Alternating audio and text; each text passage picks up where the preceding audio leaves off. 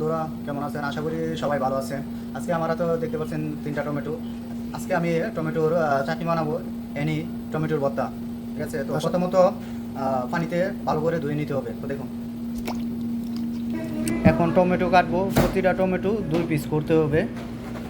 এখন টমেটো কাটতেছি।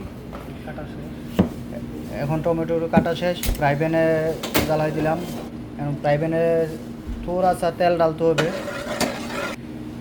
এখন টমেটো ডালতেছি।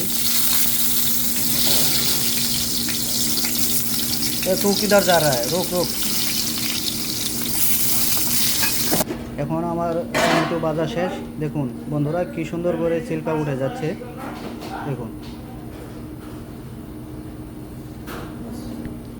এখন আমি ফ্রাই প্যানে শুকনো মরিচ আর রসুন ভেজে নেব। টমেটো অনুযায়ী যার যার ঝাল অনুযায়ী শুকনো মরিচ পরিমাণ দেওয়া যাবে। এখন আমার মরিচ রসুন ভাজা শেষ। আমি টমেটোর সাথে এখন মিক্স করে দিব। তো এখন আমি ধনিয়া পাতা কেটে নিলাম। তারপর আমি পেঁয়াজ কাটবো। ছোট ছোট করে পেঁয়াজ কুচি কুচি করে কাটতে হবে। তো দেখতে থাকুন।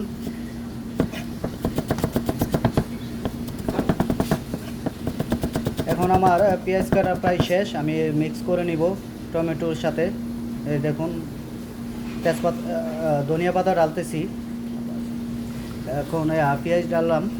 এখন সুন্দর করে মিক্স করব। এখন আমার মিক্স করা হয়ে গেছে। এখন আমি ডালবো লবণ। এখন ডালতেছি জাইতুনের তেল, এনে অলিভ অয়েল।